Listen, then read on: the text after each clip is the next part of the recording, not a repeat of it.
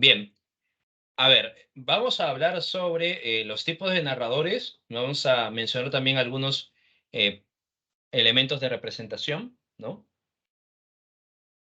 Los tipos de narración también que se desarrolla dentro de la literatura, los espacios de representación y el tiempo en el relato, ¿no? Eso es lo que vamos a desarrollar durante la clase de hoy. ¿Qué tal, Mari? Buen día. Así que comenzamos. Primer punto, hay que tener en cuenta cómo se va desarrollando estos elementos, ¿no? Recuerda que el autor, al momento de crear una historia, primero tiene que saber qué es lo que va a contar y luego de ello saber cómo contar, ¿no? Por eso que va a utilizar un tipo de narrador y es el narrador aquel que va a contarnos la historia, pero hay una serie de narradores, ¿no? Algunos narradores tienen una visión más panorámica, otros narradores tienen una visión más detallada, más precisa. Entonces vamos a señalar un poco de todos esos elementos, ¿ya? Según la teoría narratológica, la narración es el proceso mediante el cual se construye un relato a partir de los elementos que participan en la historia: personajes, acciones, tiempo, espacio.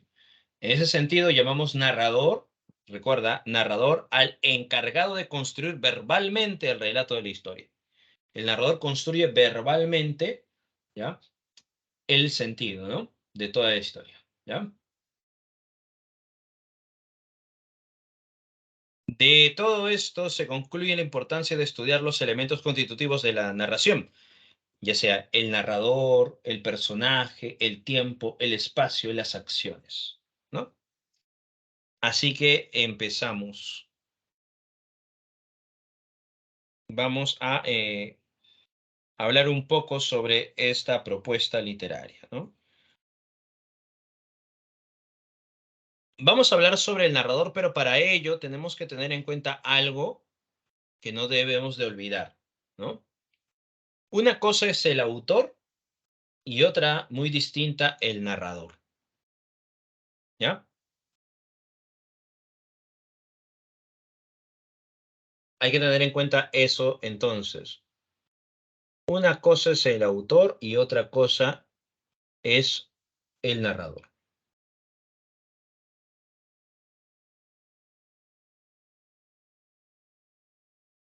El autor es la persona real quien organiza el texto,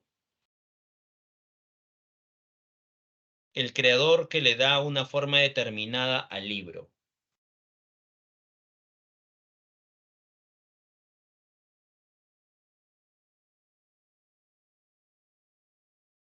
Mientras que el narrador es la voz ficcional que enuncia el relato, aquel que cuenta lo que le sucede en el texto.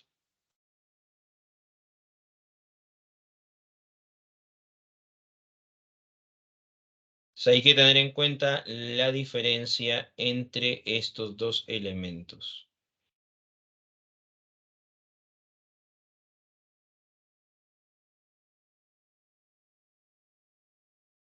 Una cosa es el autor, ¿no? Aquel que va a construir la historia, ¿no? Y otra muy distinta va a ser entonces el narrador, ¿ya? Por eso que tenemos que lograr diferenciar, ¿no?, entre autor y narrador.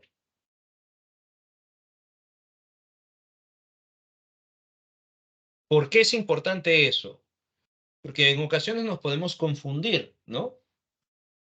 El narrador es el que está contando la historia, no es el autor en sí, porque el autor va a crear esta voz narrativa. Por tanto, autor y narrador no pueden ser lo mismo. En algunas ocasiones, ¿qué hace el autor? El autor, de pronto, imaginemos, se llama Dante Alighieri, ¿no? ¿Ya? El autor Dante Alighieri construye una historia llamada La Divina Comedia. Y dentro de la Divina Comedia, el que va a contar la historia, o sea, el narrador, se llama también Dante, ¿no? Es el narrador que cuenta la historia. Pero este Dante, ¿no?, que es un poeta, Dante Alighieri, que es un poeta, no es el mismo Dante Alighieri, ¿ya? Recuerda, no son lo mismo, ¿no? no son iguales, ¿ya? Que el autor Dante Alighieri. Porque este autor ha creado una voz que tiene su mismo nombre, sin embargo, lo que el narrador cuenta no le ha sucedido al autor, necesariamente. Por eso que hay que tener en cuenta que el narrador vive en el mundo de la ficción o en el mundo imaginario, como también se le llama, ¿ya? Mientras que el autor, él vive en el mundo de lo real o en nuestra realidad, ¿ya? Hay que tener en cuenta esa diferencia entre lo que es el autor y el narrador. Los puntos de vista del autor y del narrador no coinciden necesariamente, pues aunque tengan una ideología o perspectiva afín, son distintos.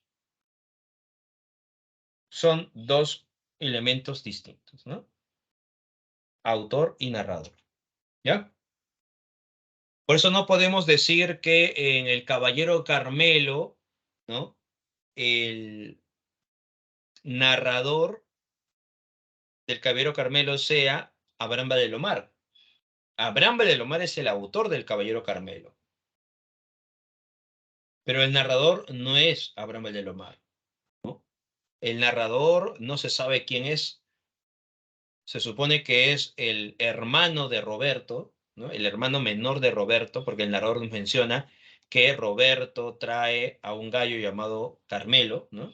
Que su hermano viene, Roberto viene con un gallo, ¿no? Que es un regalo para su padre, lo van a llamar Carmelo, ¿no? Y el narrador va a contar esta historia de cómo ese gallo que fue traído por su hermano mayor llamado Roberto, ¿no? Se convierte en un integrante de la familia y que poco a poco, ¿no? Le va a suceder una serie de circunstancias, ¿no? Hasta enfrentarse contra el ajiseco, vencerlo y 2 días después morir, ¿no? Entonces, no se sabe quién es el narrador, o sea, el nombre del narrador, ¿no? De El Caballero Carmelo.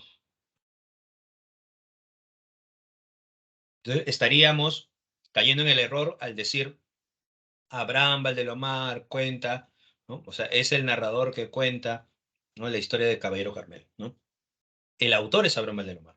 Lo mismo pasa con La ciudad de los perros. Nosotros no podemos decir Mario Vargas Llosa es el poeta, ¿no? En La ciudad de los perros.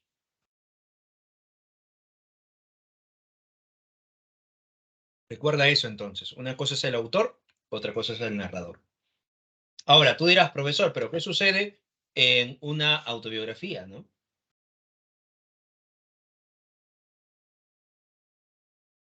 Sucede que la misma forma, ¿no? El autor va a construir una voz narrativa,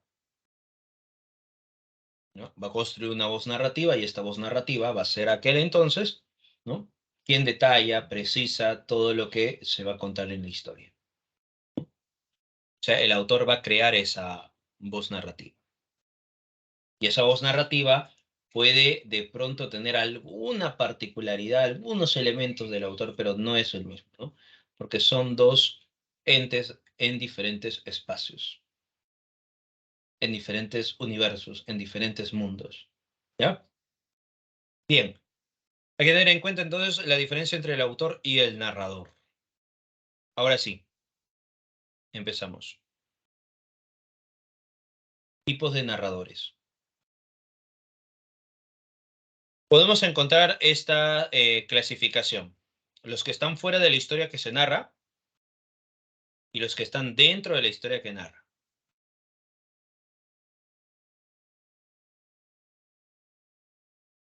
Los que están fuera de la historia que se narra son llamados narradores no personajes. O sea, no participan dentro de lo que se está narrando. No son personajes, ¿no?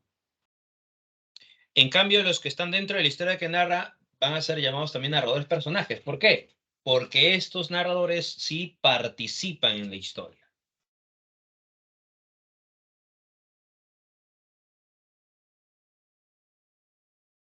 Y podemos encontrar, en el caso de narradores no personajes, tanto el narrador omnisciente como el narrador objetivo.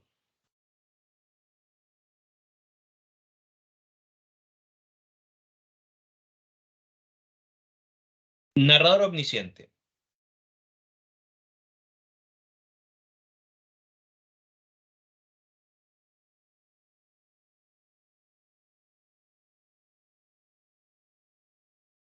El narrador omnisciente conoce el detalle de todo lo que ocurre en la historia.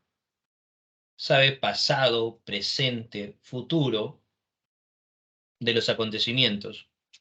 Conoce también lo que sienten y lo que piensan los personajes.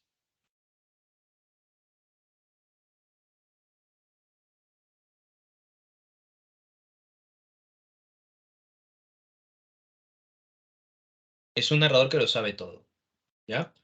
Por eso que este narrador se puede anticipar a los hechos, porque conoce la historia, sabe lo que le va a suceder.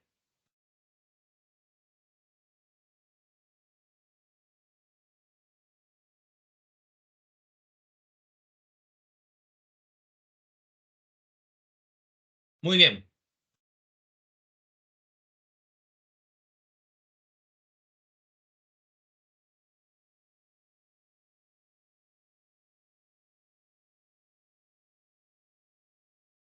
Hasta aquí. ¿Alguna pregunta?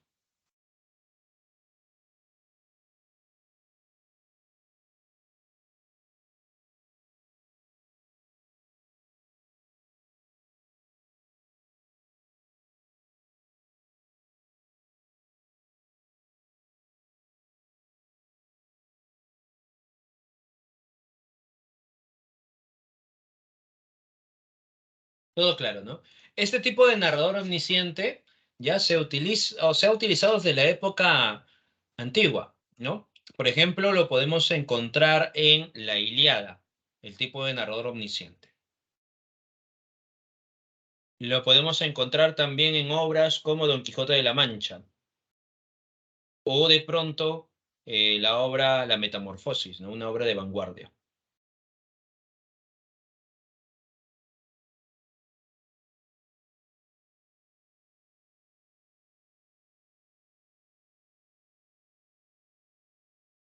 Es un narrador, como les estaba mencionando, que lo sabe todo, que tiene mucha importancia en los relatos, ¿no?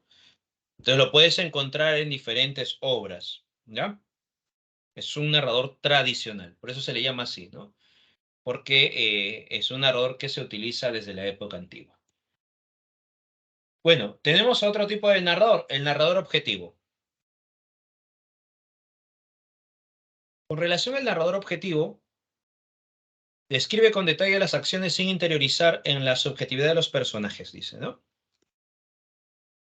Entonces, el narrador objetivo,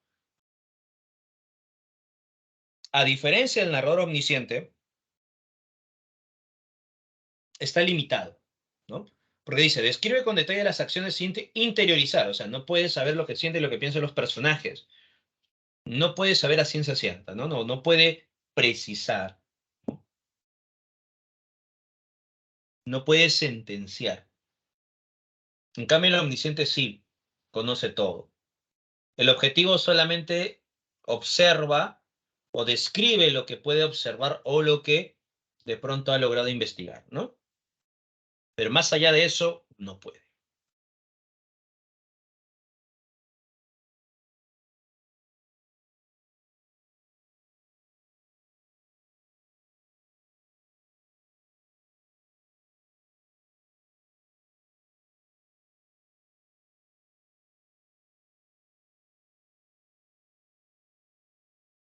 En la época del realismo, por ejemplo, se utilizaba mucho esto, ¿no?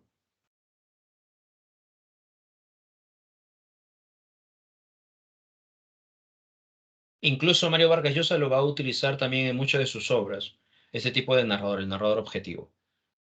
Vamos ahora con las otras clasificaciones. A ver, los narradores que están dentro de la historia que se narra, o sea, son personajes, ¿no? Que en momentos ocasionados, ¿no? Van a desarrollar o van a contar la historia.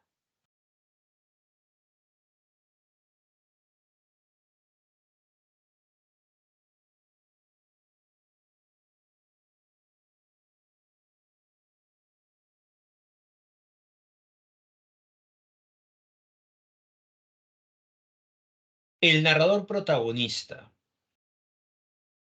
es aquel narrador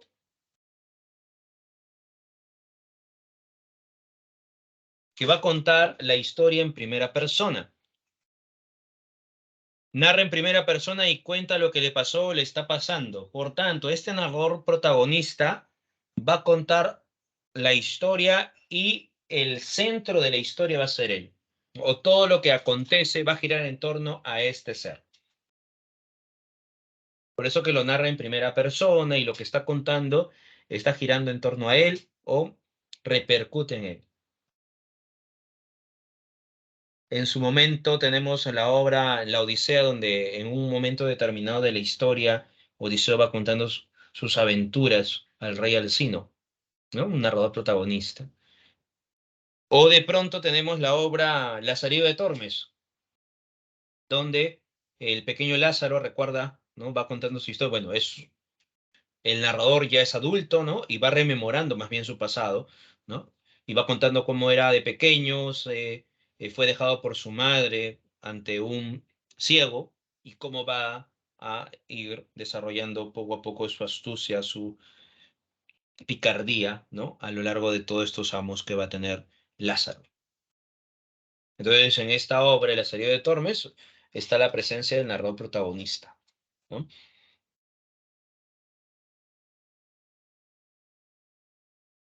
En las cuitas del joven Werther. ¿Recuerdas esta novela, no? La escuela del joven Werther, una novela romántica donde Werther recuerda que se enamora de Charlotte, pero ella está comprometida con Alberto. Y Werther va a escribirle cartas a su amigo Guillermo contándole todo lo que siente su corazón, ¿no?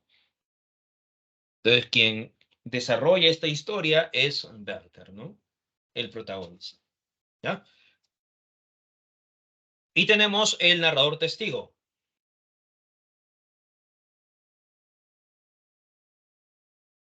Narra lo que observó y lo que le contaron, ¿no? El narrador testigo, a diferencia del narrador omnisciente o a diferencia del narrador protagonista, el narrador testigo no va a ser el centro de la historia, ¿no? Más bien el narrador testigo va a contar aquello que ha observado, aquello que le ha contado, aquello que también es partícipe de la historia, sin embargo, no va a ser el personaje central, el personaje protagónico, ¿ya? Va a ser el personaje secundario, ¿no? El que observa al protagonista, ¿no? El que cuenta respecto al protagonista.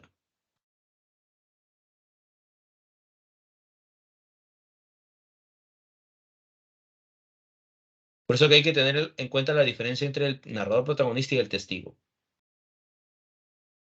En el Caballero Carmelo, por ejemplo, ¿no? Se utiliza el narrador testigo.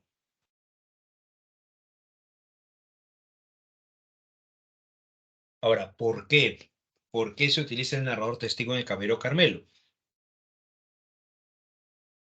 Porque la historia del Caballero Carmelo, recuerden, se centra en el gallo, cómo el gallo llega a la familia, cómo el gallo se convierte en un miembro importante de la familia, ¿no? Cómo el gallo se enfrenta al ajiseco, cómo el gallo va a morir después de 2 días de la gran victoria contra el ajiseco.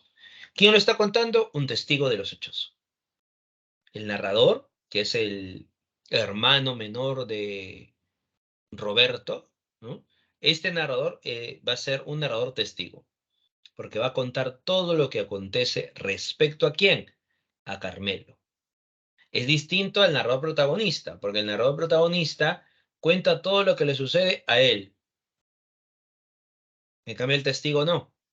El narrador testigo puede utilizar la primera persona, puede utilizar la segunda, la primera persona, pero la diferencia está con el protagonista que el narrador testigo no se centra en su propia vida, ¿no? Más bien, la focalización se da en otro personaje. Y ese otro personaje considerado el protagonista, ¿no? O el personaje principal. Por eso que hay que tener en cuenta ese detalle.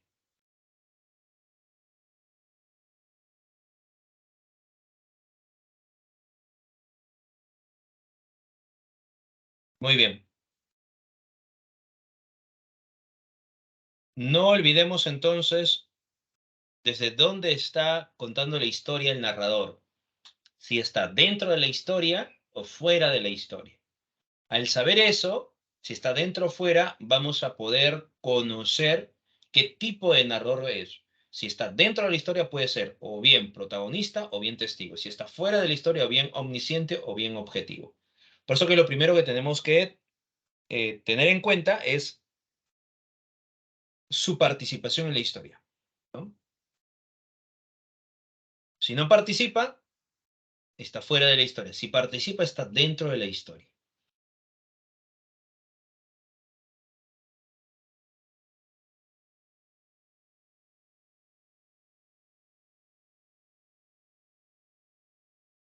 Aquí tenemos un pequeño fragmento de Cien años de soledad de García Márquez.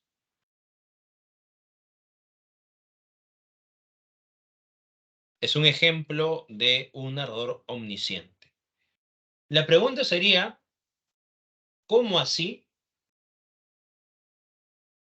conocemos que es un narrador omnisciente? A ver, aquí hay dos preguntas también. A ver, nos dice Ariana, profesor. ¿En una historia puede haber varios tipos de narración o solo uno? Sí, puede haber varios. Eso se le llama narración múltiple o narrador múltiple, ¿no?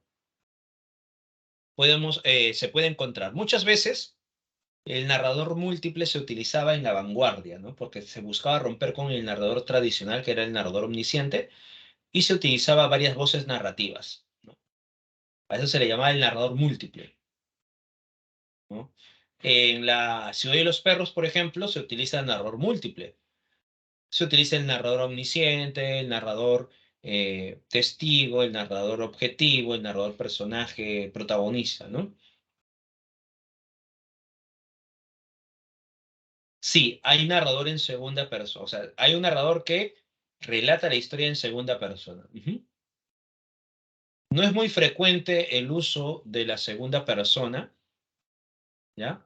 Son muy pocas obras que utilizan la narración en segunda persona. Son muy pocas, ¿no? Abundan mucho, eso sí, abundan eh, una cantidad de obras escritas en primera y tercera persona, ¿no? Incluso más en tercera persona, ¿no? Pero muy pocos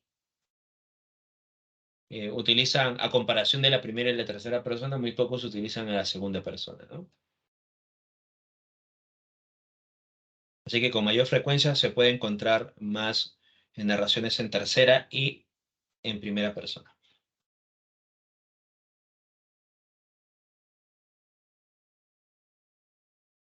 Bien, a ver aquí, un narrador omnisciente. ¿Por qué sabemos que es un narrador omnisciente este fragmento del Cien años de soledad? ¿Por qué estamos seguros que es un narrador omnisciente? A ver, ¿alguien que puede escribir por qué cree que en este fragmento hay un narrador omnisciente? ¿Qué lo delata al narrador omnisciente en este fragmento?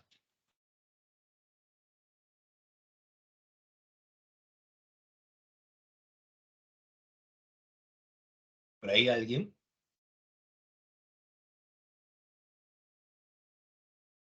A ver, Jefferson nos dice, conoce el pasado del personaje.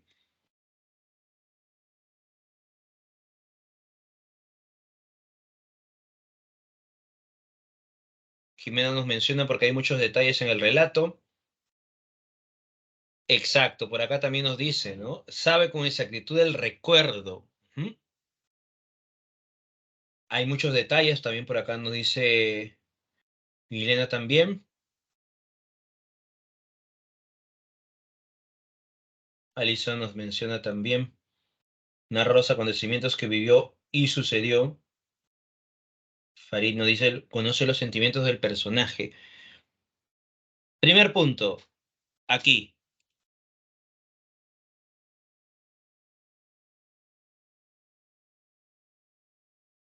Muchos años después se anticipa los hechos. O sea, sabe lo que sucederá en un futuro cercano, ¿no? Mira, primer punto, ¿ah? Conoce lo que sucederá. Muchos años después se anticipa, ¿no? O sea, ha dado un salto al futuro, ¿no? Muchos años después. Frente al pelotón de fusilamiento, y aquí una vez más, el coronel Avelino Buendía había de recordar aquella tarde remota en que su padre lo llevó a conocer el hielo. Y aquí estamos observando que conoce, sabe lo que sucederá y además conoce lo que sucedió y sabe lo que está pensando, ¿no?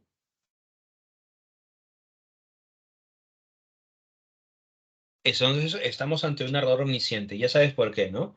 Porque se ha adelantado los hechos, porque conoce el pasado del personaje, sabe lo que está pensando o lo que pensará en un momento determinado, ¿no? Lo que recordará en un momento determinado. Con solamente estos dos puntos ya podemos señalar que es un narrador omnisciente. Entonces, cuando tengan un fragmento, ¿no? Y te pregunta qué tipo de narrador, ya sabes, ¿no? Lees el fragmento, observas si de pronto este narrador conoce todo lo que puede ocurrir, ¿no? Si se anticipa, si de pronto sabe el pasado, sabe los sentimientos, los pensamientos. Un narrador omnisciente, por tanto, vas a encontrar en ese fragmento.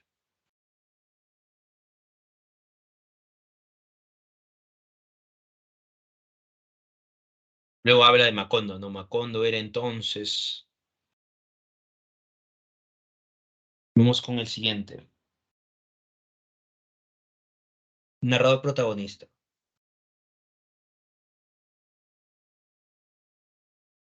Aquí tenemos un fragmento de las cuitas del joven Werther.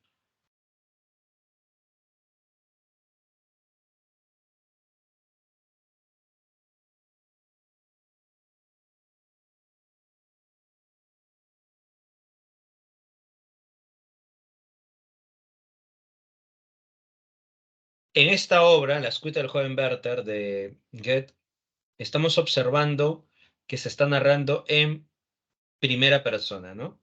La anterior, en el narrador omnisciente, se narra en tercera persona.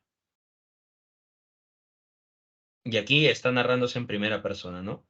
Carlota no ve ni sabe que prepara ella misma un menú mortal para los dos, y yo apuro con fuerza la copa fatal que me ofrece, ¿ves? Ahí te das cuenta la utilización de la primera persona, ¿no?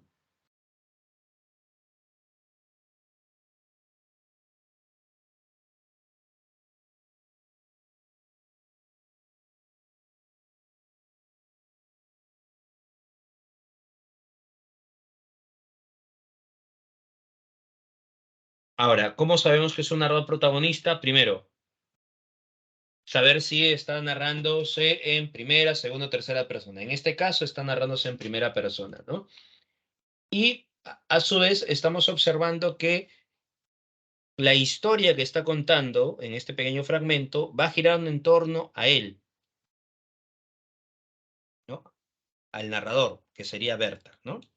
Dice, Carlota no ve ni sabe que prepara ella misma un veneno mortal para los dos y yo apuro con fuerza la copa fatal que me ofrece. Ella me ofrece. Entonces está dirigiéndose a él, ¿no? A Berta. ¿Qué significa el aire de bondad con que a menudo me mira? ¿A quién está mirando? ¿No?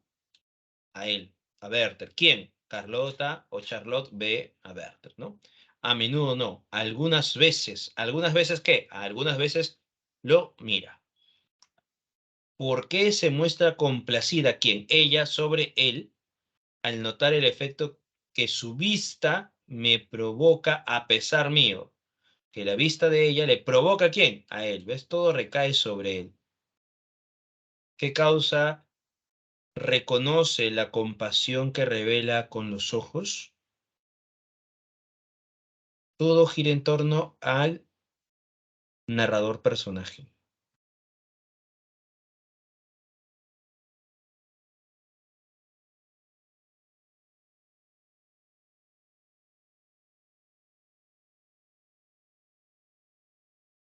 Entonces recuerda cómo podemos detectar un tipo de narrador, ¿no? Protagonista, ¿no? En este caso, la escuita del joven Bert. A diferencia de este tipo de narrador, mira, narrador testigo. Si se piensa en que Holmes es un personaje, ¿no?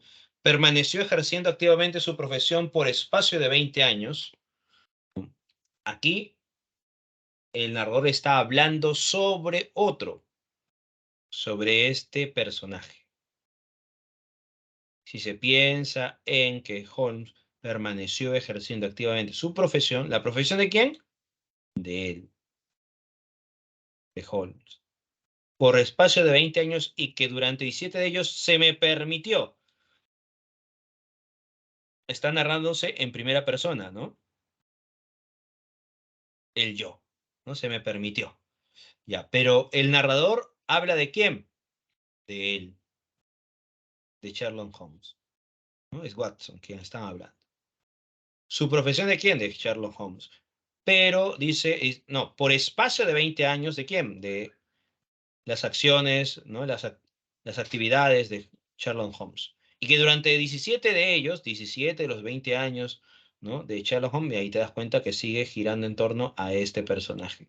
¿Se me permitió cooperar con quién? Con él. ¿Con quién? Con él, entonces. Y llevar el registro de sus hazañas. ¿Hazañas de quién?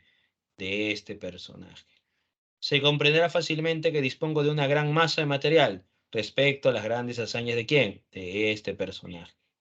Mi problema ha consistido siempre en elegir, no en descubrir.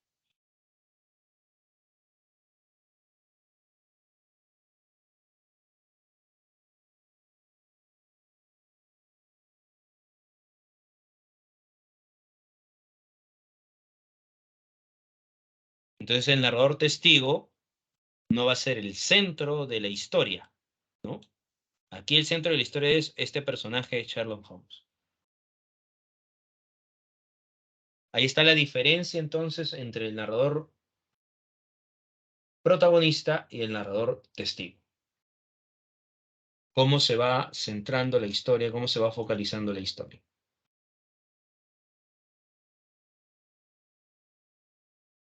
Bien, hasta aquí. ¿Alguna duda o pregunta? ¿Hasta aquí todo ok? ¿Dudas o preguntas?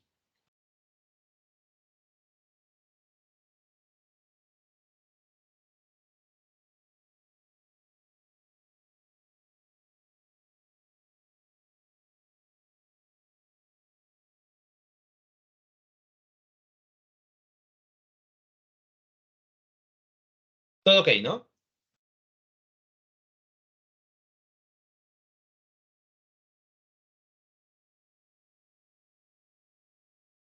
Bien. Entonces hemos visto los tipos de narradores. Narrador omnisciente, narrador objetivo, narrador protagonista y narrador testigo. Pero también hay que tener en cuenta que dentro de la historia se puede narrar en primera, segunda o tercera persona.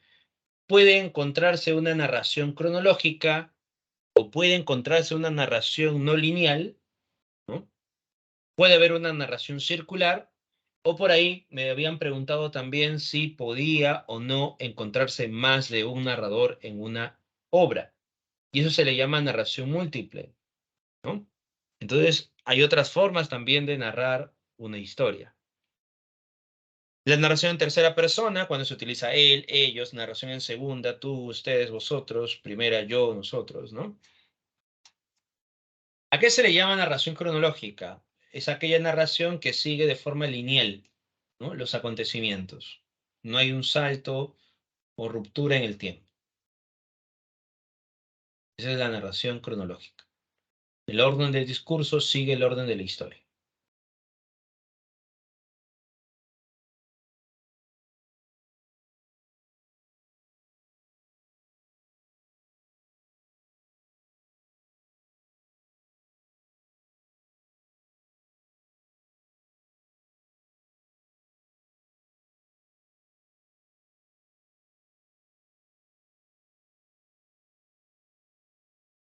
Recuerda entonces, la narración cronológica se puede presentar en la obra como la Ilíada, ¿no? La narración cronológica. Parte en un punto específico de la historia y los acontecimientos siguen avanzando, ¿no? Desarrollándose en el transcurso, como la Ilíada. No hay ruptura del tiempo, ¿no? No hay fragmentación en el discurso. Otra narración cronológica lo puedes encontrar también en la obra Las cuitas del joven Werther, ¿no? Del autor alemán.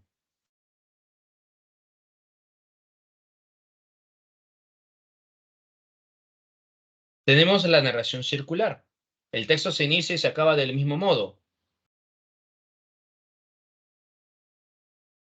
¿Qué quiere decir? Por ejemplo, ¿no? La historia, imaginemos que está avanzando y en un momento determinado el narrador, ¿no? Empieza a desarrollar unos acontecimientos, ¿no? Que retornan a la historia, ¿no? Y vuelve al punto inicial, ¿no? Aquí parte, ¿no? Da un retorno a los acontecimientos y retorna al punto inicial y quizá así puede finalizar la obra, ¿no? O de pronto la historia puede contener un poco más. Esa es la narración circular. El texto se inicia y acaba del mismo modo, ¿no? Aquí empieza el texto circular, da un giro y termina en el mismo punto. Por ejemplo, en el caso de la Odisea, ¿no? Cuando el rey Alcino le pregunta a Odiseo, ¿cuáles son tus aventuras? ¿No? Y el rey, al preguntarle eso a Odiseo, le contesta, ¿no? Salí de Troya y empezó a preguntar, bueno, a mencionar todas sus grandes hazañas, ¿no? Sus aventuras hasta llegar a la tierra de Feacia, ¿no? Claro, en la Odisea se observa también esa narración circular. El túnel de Sábato, por ejemplo, ¿no? ¿Ya?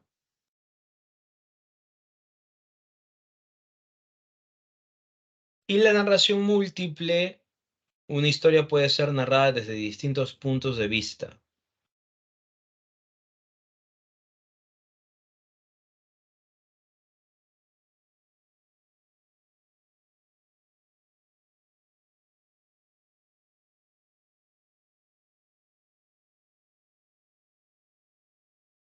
Recuerda entonces la narración múltiple, una historia puede ser narrada desde distintos puntos de vista y este tipo de narración múltiple se utiliza, ¿no? En la vanguardia, ¿ya?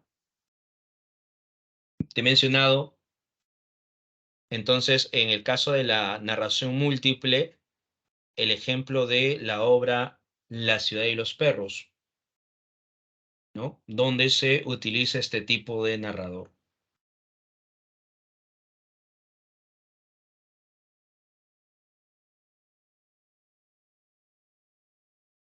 A ver, en este fragmento,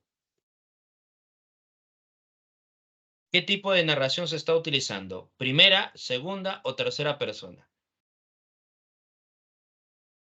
¿Qué dicen ustedes?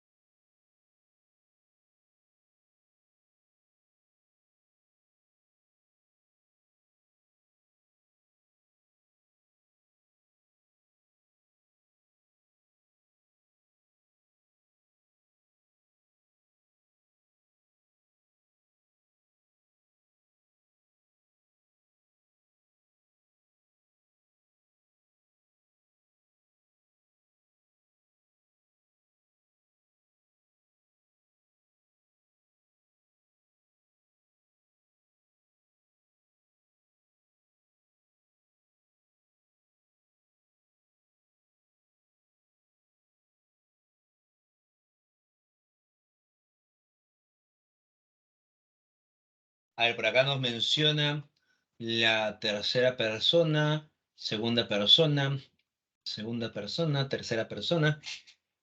A ver, miren, esta otra. Siguiente fragmento. ¿Qué tipo de narración se está desarrollando? ¿Primera, segunda o tercera persona? En el siguiente fragmento.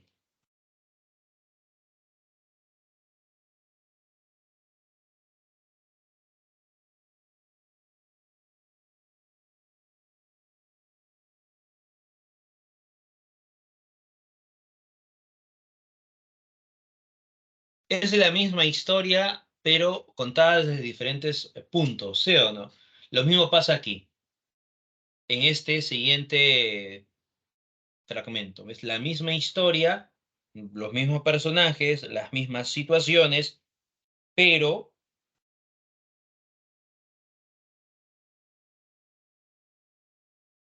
contada desde diferentes perspectivas.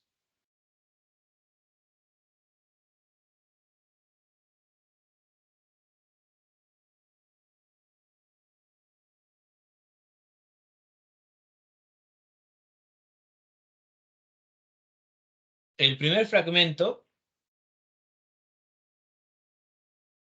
está en segunda persona. Mira, caminan juntos. Ustedes caminan juntos. Sonríen. Ustedes sonríen, ¿no? Y en el fondo, tú sabes que este será el último día que puedas ver su sonrisa, ¿no? Tú. Es, sobresale la segunda persona, ¿no? Ella se detiene, te pide, ¿a quién? A ti, ¿no? A la segunda persona, descansar un rato. Tú le sonríes, ella te agarra de la mano, ¿a quién? A ti, ¿ves? Y dice que puede leer tu destino, ¿ves? El tú, ¿no? Segunda persona. Aquí, caminamos juntos, nosotros caminamos juntos, sonreímos, y en el fondo yo sé, en el fondo yo sé que este será el último día que pueda ver tu sonrisa. Por eso que aquí está en primera persona, ¿no? Que resalta, le da importancia a la primera persona.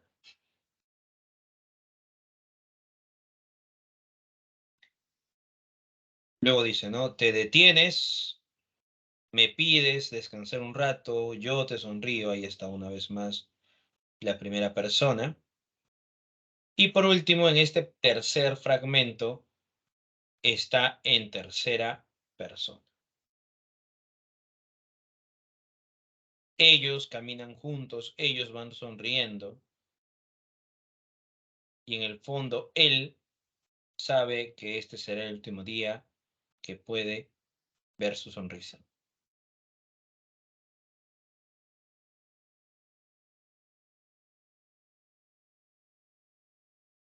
Vamos ahora al siguiente punto, los espacios del relato. Ya hemos hablado sobre los tipos de narradores y las formas de narrar, ¿no? En primera, segunda, tercera persona. Los tipos de narradores pueden ser omnisciente, objetivo, puede estar también dentro de la historia como el narrador protagonista o el narrador testigo, ¿no? Ahora vamos con los espacios del relato. Dice, es el conjunto de componentes físicos que sirven de escenario para la acción y movimiento de los personajes, lugares geográficos, interiores, decoraciones, objetos, etc.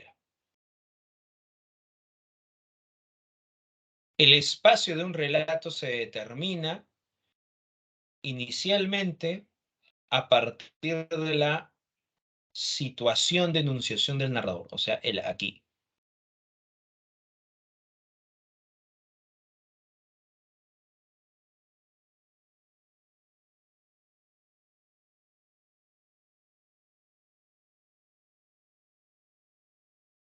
Entonces hay que tener en cuenta los espacios del relato. Ahora, los espacios del relato pueden ser, dice, el espacio narrativo no es simplemente el lugar donde suceden las acciones, ¿no? O la acción. Hay que tener en cuenta la noción, si son espacios cerrados o abiertos, rurales o de pronto urbanos, ¿no? Porque los espacios de relato también tienen un significado dentro de la historia. O sea, se tiene que evaluar desde una forma connotativa y no de forma denotativa. Dice, todos los espacios significan algo. Además de registrar su carácter denotativo, por ejemplo, un hospital, hay que estudiar las connotaciones que éste adquiere dentro del relato.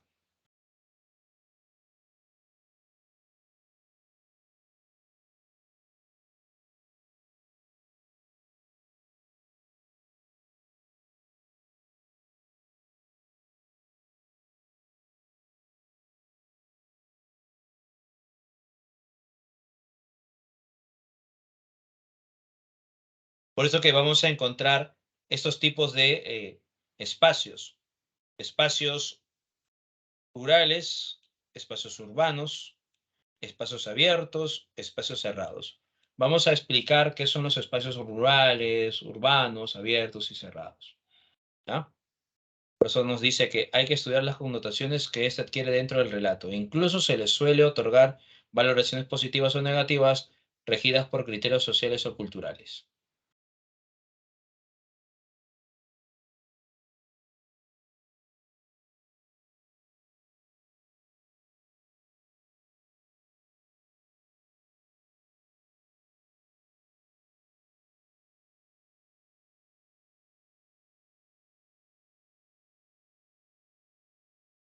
Los espacios abiertos están vinculados a la posibilidad de desplazamiento y presentan diversidad en su configuración. Los espacios cerrados se constituyen a partir de la reducida posibilidad de desplazamiento y acción, así como la escasa posibilidad de comunicación entre los otros espacios. Entonces hay que tener en cuenta esa definición. ¿Ya? A ver, un ejemplo de estos espacios. ¿Ustedes recuerdan la historia La Metamorfosis de Frank Kafka? Por ahí, a ver, ¿algunos de ustedes recuerda o ha escuchado de esta historia de la Metamorfosis de Frank Kafka?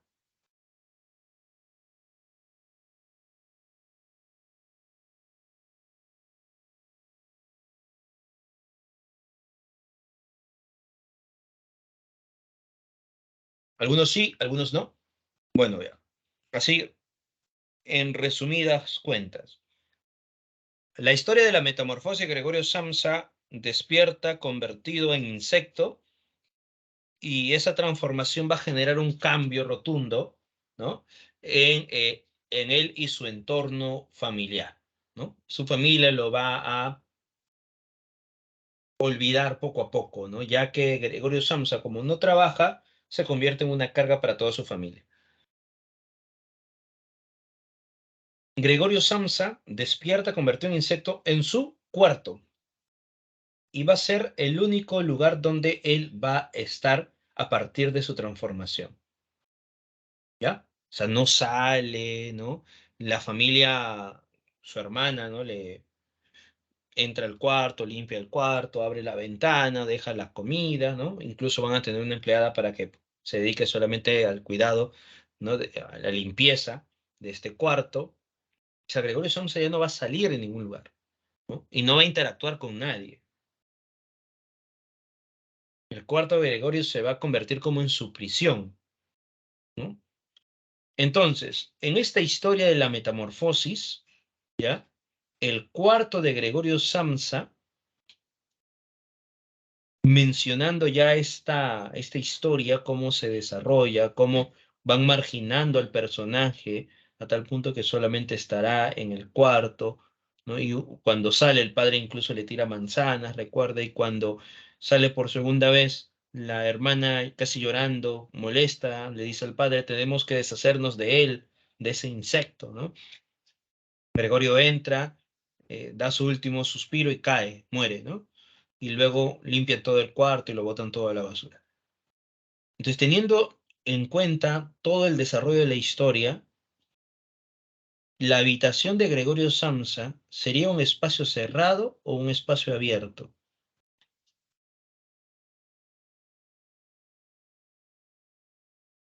Claro, es un espacio cerrado, limitado. Ujú.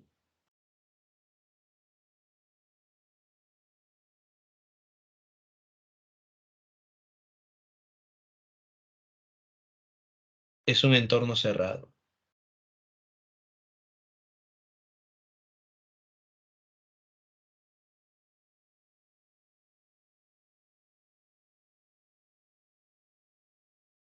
Entonces ahí te das cuenta sobre este ejemplo de espacio cerrado, ¿no? En el caso de los espacios abiertos,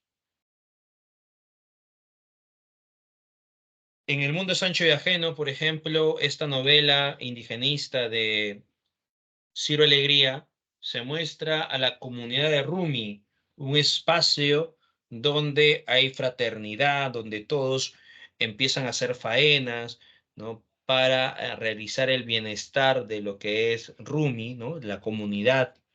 A diferencia de lo que se muestra en la hacienda llamada Humay. En esta hacienda hay trabajo forzoso, ¿no? Hay explotación, ¿no? Los comuneros no pueden de pronto eh, interactuar entre sí. Entonces ahí nos estamos dando cuenta que la hacienda Humay representa un espacio cerrado, mientras la comunidad de Rumi representa un espacio abierto.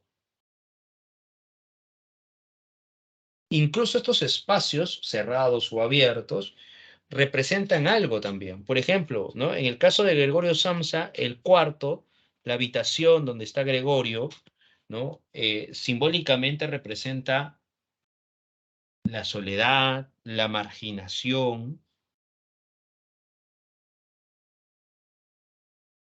¿ya? Entonces, un espacio puede representar eso, puede, ¿no? Mostrarnos algunas características, ¿no? O algunos detalles de la historia, ¿ves?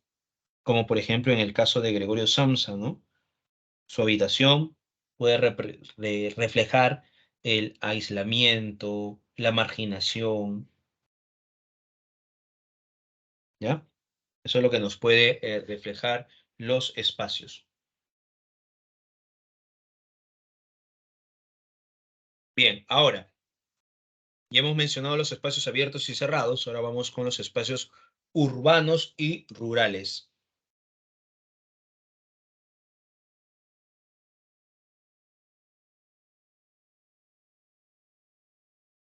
Los espacios rurales están vinculados al campo y no presentan aglomeraciones, ¿no? De edificaciones. Y los espacios urbanos se conforman de agrupaciones de edificaciones que sirven de vivienda a personas que pertenecen a diversas clases sociales. Mira, edificaciones, no te está diciendo edificios, sino edificaciones. Puede ser una choza, puede ser de pronto una casa de 2 pisos, puede ser de pronto un rascacielos, ¿no? Son edificaciones, ¿ya? Bien, a ver, ejemplos de espacios urbanos o rurales.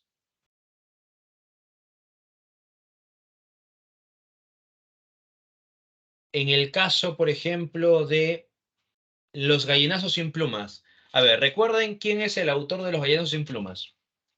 ¿Por ahí alguno de ustedes recuerda el nombre del autor de Los gallinazos sin plumas?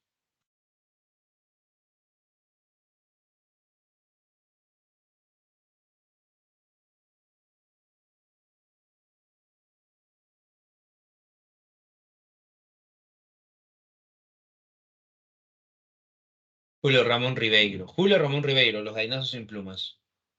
Ahora, en esta historia de Los gallinazos sin plumas, ¿qué espacio se encuentra? ¿Urbano o rural?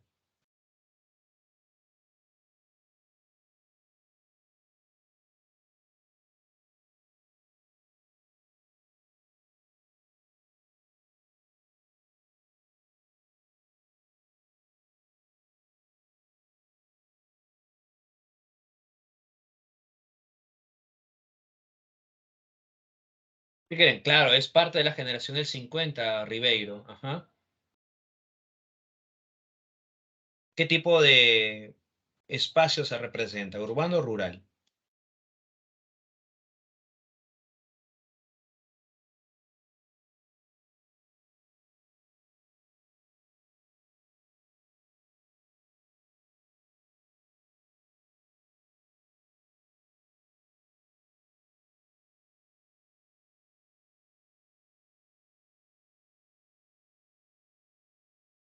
Es un, claro, es un espacio urbano.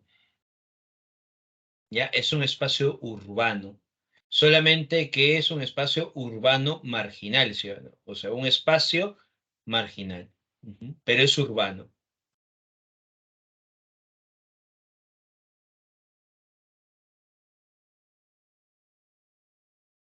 Porque recuerda que son pequeñas casas, ¿no? En este caso parecía, eh, no es una casa construida con material noble, ¿no? Pero está en la ciudad, ¿no? Por eso que los niños iban al muladar, iban a estas casas también de las personas adineradas, ¿no? Que sacaban sus bolsas de basura. Recuerda a las empleadas que sacaban sus bolsas de basura en un pequeño tacho que estaba afuera para que él recoja la, los basureros. ¿Y qué hacían los niños? Buscaban en estas bolsas, ¿no? Antes que llegue la municipalidad, ¿no? O el camión de basura y todos iban corriéndose, ¿no?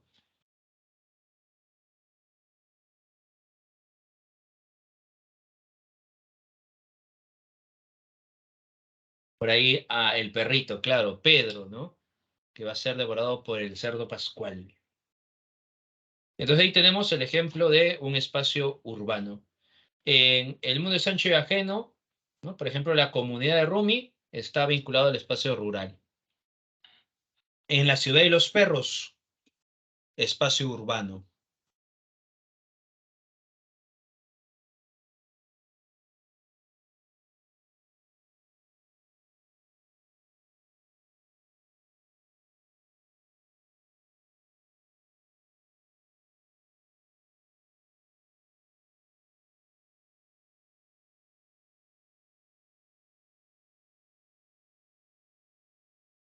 Bien, entonces ahí tenemos el ejemplo de los espacios rurales o urbanos dentro de la literatura. Ahora vamos al siguiente punto, el tiempo en el relato, ¿ya? Primero hay que tener en cuenta que hay un tiempo en la historia y un tiempo en el relato.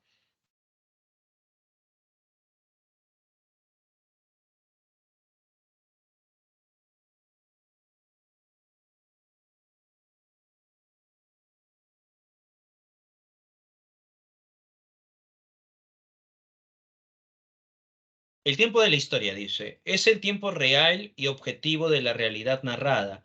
Se mide en horas, días, semanas, meses o años. Por ejemplo, en el caso de las cuitas del joven Werther, el tiempo que se está desarrollando en la historia de las cuitas del joven Werther transcurre entre mayo del 71, de 1771, a diciembre de 1772, ¿no?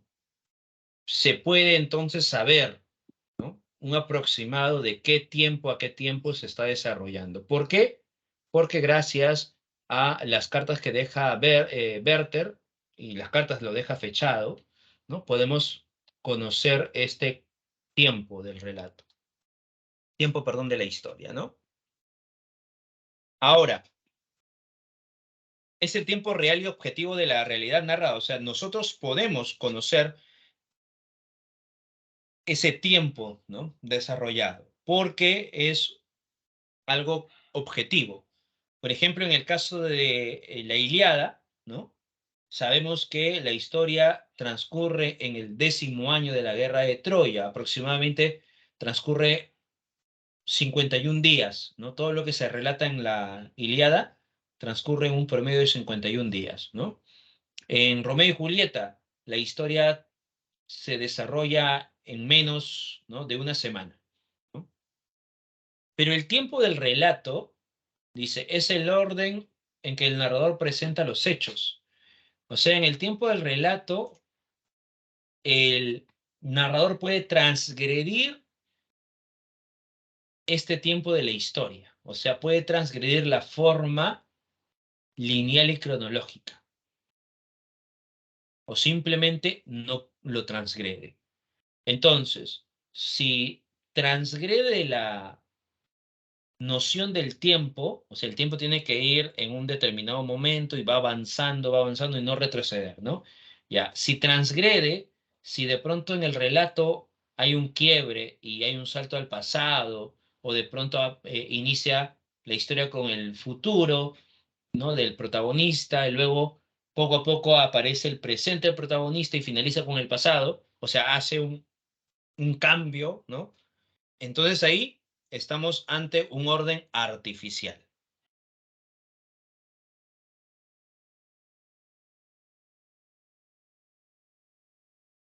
Pero si no se transgrede el tiempo, estamos de un orden natural. Por ejemplo, la Ilíada se narra de forma cronológica, lineal y cronológica, por tanto es de orden natural. Mientras que la ciudad de los perros es de orden artificial, porque se transgrede el tiempo, ¿no? La metamorfosis de forma natural. Lo mismo pasa con Don Quijote de la Mancha, ¿no? Orden natural. O Crimen y Castigo, orden natural. Pero imaginemos 100 años de soledad, cómo se transgrede en el tiempo. Entonces, de orden artificial, ¿ya? Por eso tenemos la historia de esta forma, ¿no?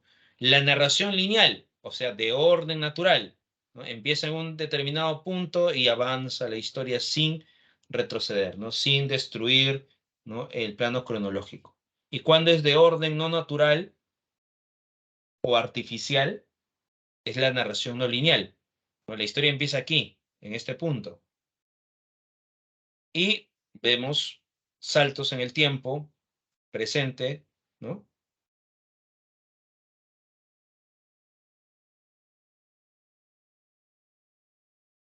Ahora, en el caso de la Odisea, la historia está así, ¿no? Narrada de forma lineal y cronológica, y un punto determinado, hay un giro, vuelve y sigue avanzando, ¿no? Ahí hay un quiebre de forma artificial, ¿no? En la Odisea de forma, no por el flashback, ¿ya? No es el flashback en la Odisea, es el raconto, es otra técnica en la Odisea que se utiliza, el raconto. Este es el raconto. ¿Cuándo es el raconto? Cuando el narrador, o en este caso el personaje o narrador, ¿no? Hace un recuerdo, recuerda algo del pasado y poco la historia va avanzando poquito a poquito, ¿no? Hasta llegar al presente. Ese es el raconto. En cambio, el flashback es cuando el narrador o el personaje, ¿no? Mientras está contando la historia, hay un quiebre, da un salto al pasado, bruscamente retorna al presente, sigue avanzando, ¿no? Y la historia da otro salto al pasado, bruscamente retorna al presente. Ya, ese es el flashback. Cuando el retorno al pasado es de forma brusca, rápida, ¿no? En cambio, en el raconto no. Hay un salto, de pronto hay un recuerdo que va al pasado, ¿no? ¿Ya? A un determinado momento y la historia poco a poco avanza, ¿no?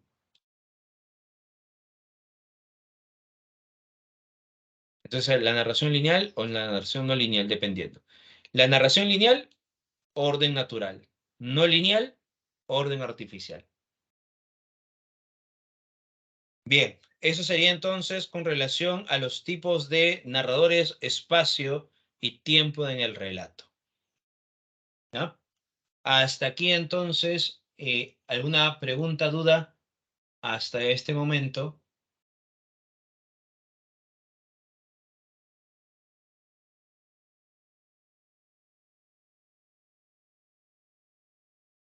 Recuerda que la narración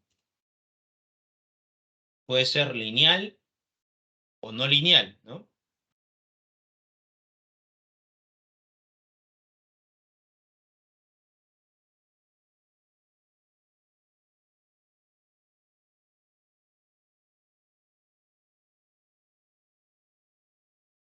Podemos encontrar una narración lineal donde no se transgreden las normas, no se transgrede, por ejemplo, los elementos del tiempo, ¿no?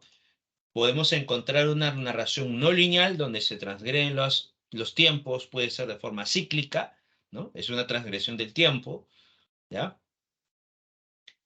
y hemos hablado de los tipos de narradores. Recuerda, ¿no? En los tipos de narradores no te vayas a olvidar desde qué perspectiva se está contando la historia, ¿no? Si está dentro de la historia o está fuera de la historia.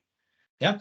Bien, dicho todo esto entonces, si no hay preguntas, no hay dudas, tienes en los comentarios el enlace para desarrollar el examen y retornas para poder resolver algunos ejercicios de la clase de hoy.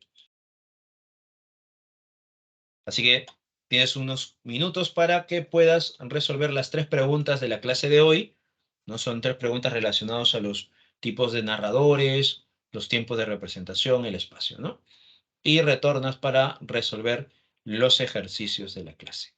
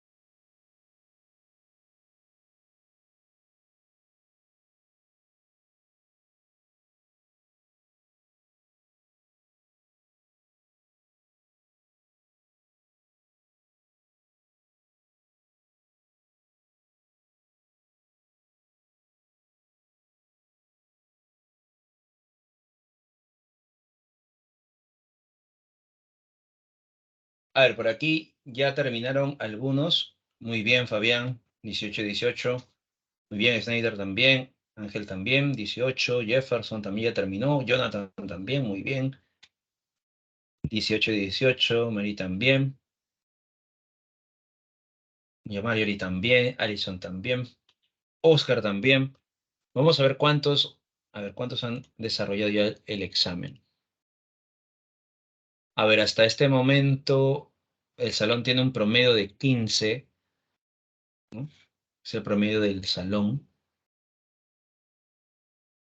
La mayoría ha contestado la respuesta correcta en la pregunta 1 y la pregunta número 3. En la pregunta número 2, algunos han confundido, ¿no? En el caso de la pregunta 3,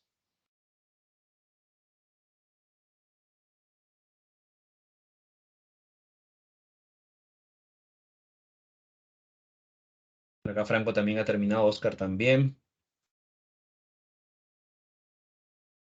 En la pregunta 2, ¿no? En la pregunta 2 se han equivocado, más que en la pregunta 3. Recuerda que en la pregunta 2, este tipo de narrador que conoce, ¿no? Lo que siente o lo que se está desarrollando en la historia, ¿no?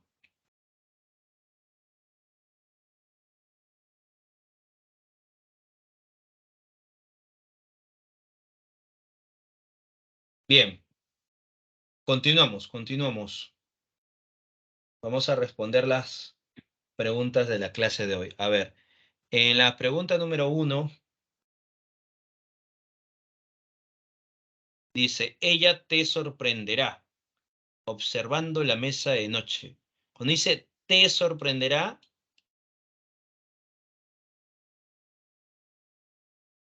ahí está la segunda persona, ¿no? Ella te sorprende. ¿A quién? A ti, ¿no? Observando la mesa de noche. Y luego empieza a describir todo lo que está aconteciendo, ¿no? Los frascos de distintos colores, los vasos, las cucharas, los cartuchos, ¿no? Los demás vasos blancuzcos que están dispuestos en el suelo, dice. Al alcance de la mano de la mujer recostada sobre esta cama va. Entonces, y aquí empieza ya otra vez, entonces te darás cuenta de que es una cama apenas elevada. Te darás cuenta, tú te darás cuenta, ¿no? Por eso que la respuesta sería la D. Narrador en segunda persona. Exacto. La narración en segunda persona.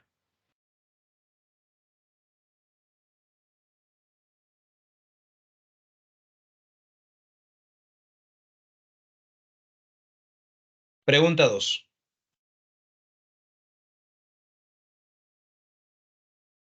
¿Cuál debería ser la respuesta?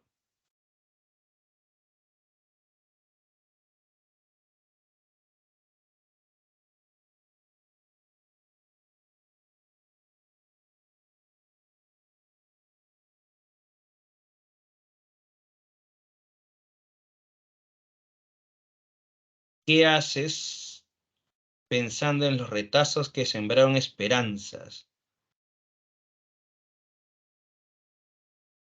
¿Qué haces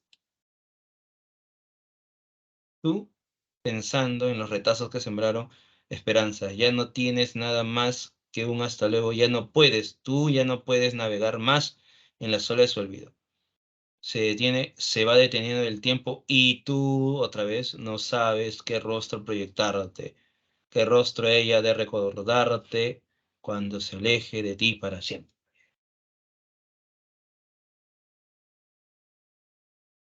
Respuesta, la D. Correcto, la respuesta es la D. Vamos a la siguiente. Por fin, según el cable, la semana pasada la tortuga llegó a la meta. En rueda de prensa declaró modestamente que siempre temió perder, pues su contrincante le pisó todo el tiempo los talones. En efecto, una 10.000 trillonésima de segundos después, como una flecha y maldiciendo a Zenón de Elea, llegó Aquiles. A ver, en la pregunta 3, ¿cuál debería ser la respuesta? Este tipo de narrador conoce, sabe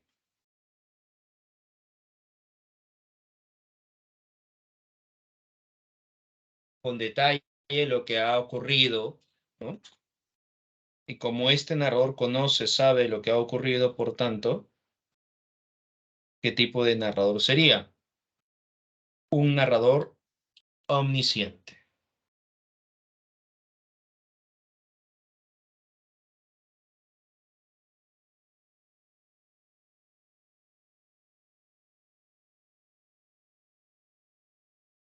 Siguiente. A ver, en la pregunta número 4.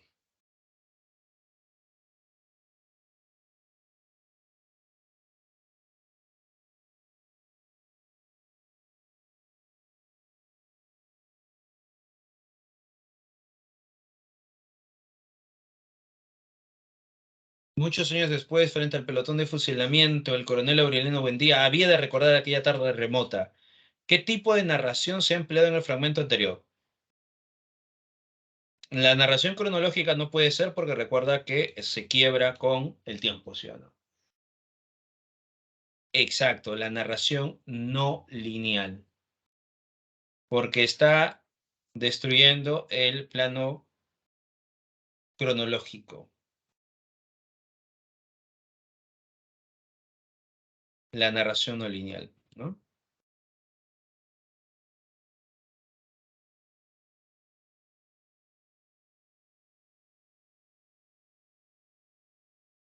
Pregunta 5.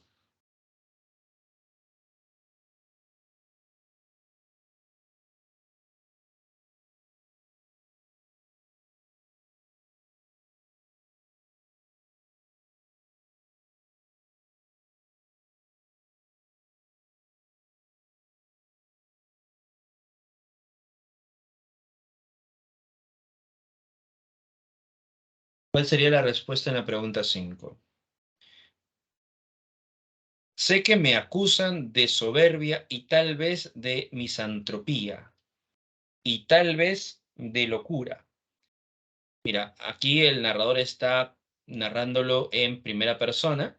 Tales acusaciones que yo castigaré en su debido tiempo o a su debido tiempo son irrisorias. Es verdad que no salgo de mi casa, pero también es verdad que sus puertas, cuyo número es infinito, están abiertas día y noche a los hombres y también a los animales.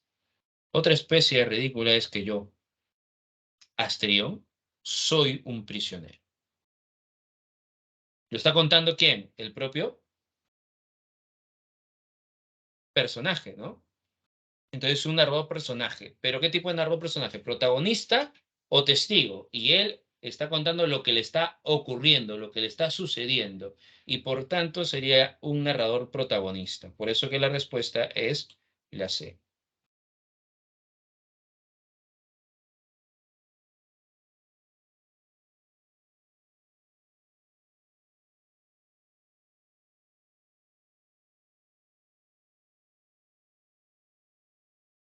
Pregunta 6.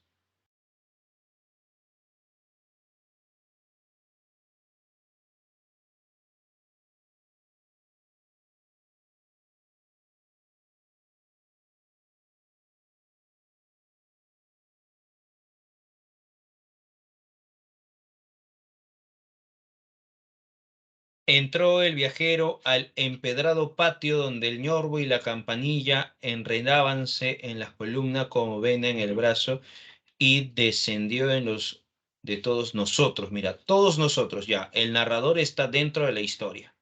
Si está dentro de la historia, puede ser un narrador protagonista o un narrador testigo. ¿Cómo se regocijaba mi madre? Tocábalo, acariciaba su tostada piel, encontraba lo viejo, triste, delgado. Con su ropa empolvada aún, Roberto recorría las habitaciones rodeado de nosotros.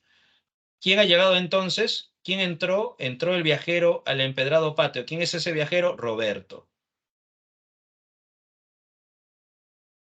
Roberto es el viajero que ha llegado, ¿no? Que recorría los espacios y que el narrador, ¿no? De pronto va a acercarse a Roberto y junto con Roberto van a pasar por diferentes espacios, ¿no? Fue a su cuarto, pasó al comedor, vio los objetos que se habían comprado durante su ausencia. Ya, de principio a fin, ¿sobre quién se está hablando? ¿Sobre el propio narrador o se está hablando sobre otro personaje? ¿Quién es el personaje aquí protagónico? ¿El propio narrador o es otro?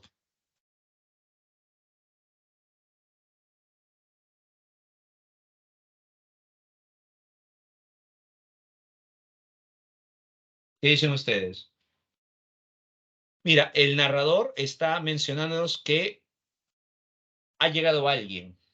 Entró el viajero al empedrado patio. ¿Quién es ese viajero? Roberto. Bueno, hay una descripción y descendieron los todos de no sé, dice. ¿Cómo se regocijaba mi madre? ¿Por qué estaba feliz? Por la llegada de Roberto. La madre le tocaba, le acariciaba su tostada piel. ¿A quién? A Roberto. ¿Lo encontraba viejo? ¿A quién? A Roberto. Triste y delgado. ¿Quién? Roberto. Con su ropa empolvada, aún Roberto recorría las habitaciones rodeadas de nosotros. Fue a su cuarto. ¿Quién? Roberto. Pasó al comedor. ¿Quién? Roberto. Ya. ¿Pero Roberto es el narrador? No, no es el narrador.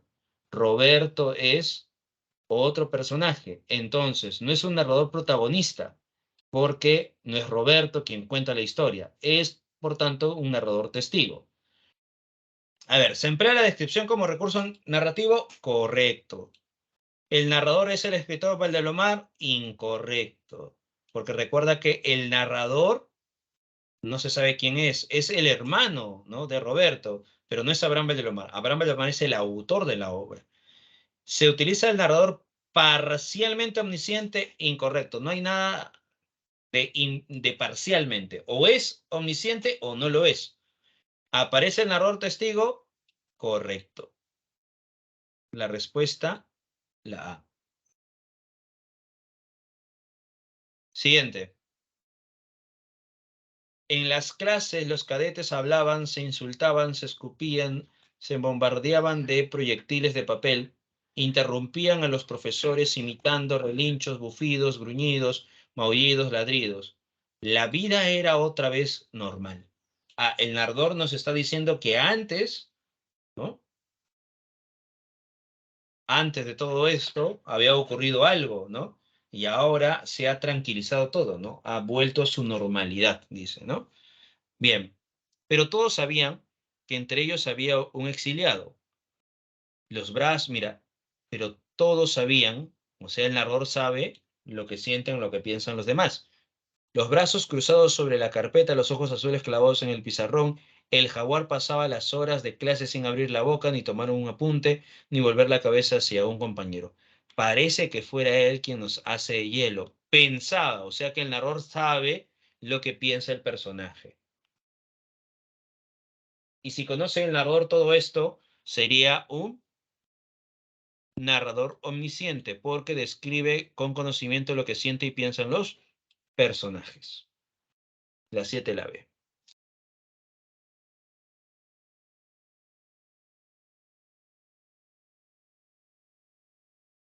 Siguiente pregunta.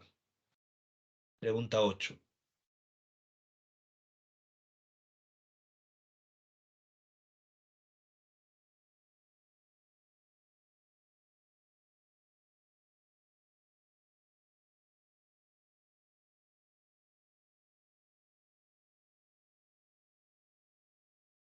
Un fuerte golpe de viento pasó estremeciendo las espigas y llevándose sus pensamientos.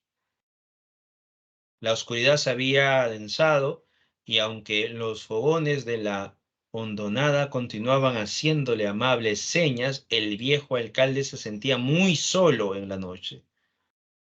Se sentía, o sea, sabe lo que está sintiendo el personaje, sabe que también el personaje está pensando Entonces, ¿qué tipo de narrador sería? Omnisciente, exacto, un narrador omnisciente.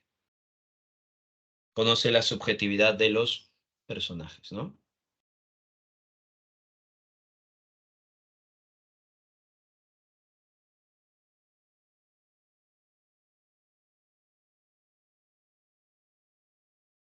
En Don Quijote de la Mancha, el narrador relata la historia del hidalgo de Alonso Quijano y su afán por las novelas de caballería. Además, nos señala la historia de un escudero Sancho Panza y otra serie de personajes. Conoce los acontecimientos y los lugares por donde va pasando el caballero andante. Esto nos da a entender que el tipo de narrador es omnisciente. ¿Y por qué es un narrador omnisciente? Porque conoce todo, sabe con exactitud todo lo que sucede, ¿no? Por eso que estamos ante un narrador omnisciente. Muy bien. Hasta aquí entonces nos quedamos. Hemos desarrollado, por tanto, los tipos de narradores, tipos de personas, bueno, tipos de situaciones en el espacio, ¿no? El desarrollo del tiempo en el relato. Nos vemos entonces hasta la siguiente semana. Cuídense. Buen día para todos ustedes.